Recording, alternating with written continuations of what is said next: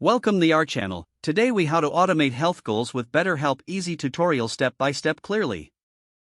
First, visit the BetterHelp website. Create an account by providing your email address and creating a password. Fill out the initial questionnaire to help match you with a therapist that fits your needs. Once you've completed the questionnaire, browse through the suggested therapists. Select a therapist based on their profile and specialties. Schedule your first session at a convenient time. During your session, discuss your specific health goals with your therapist. Ask for strategies and tools to help automate your progress. Use the resources provided by your therapist to set reminders for daily goals. Incorporate apps that track your health metrics, such as mood or exercise. Set up notifications on your phone for these reminders. Regularly check in with your therapist to evaluate your progress. Adjust your health goals as needed with their guidance. Consider sharing your goals with a supportive community or group through BetterHelp. Utilize the journaling feature in BetterHelp to reflect on your journey.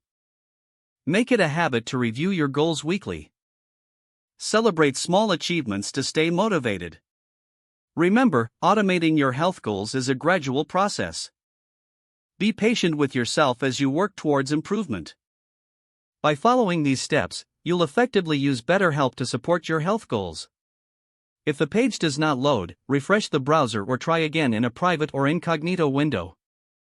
Make sure you are using the correct email address, then retype it carefully to avoid small typos.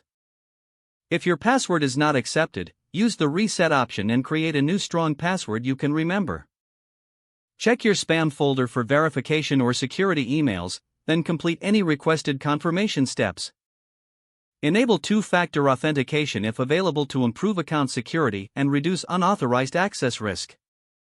After signing in, review your profile details so your contact information and settings are accurate and current. If you see an error message, note it down and try again after restarting your device and internet connection. Log out when you finish, especially on shared devices, to keep your account and payment information secure.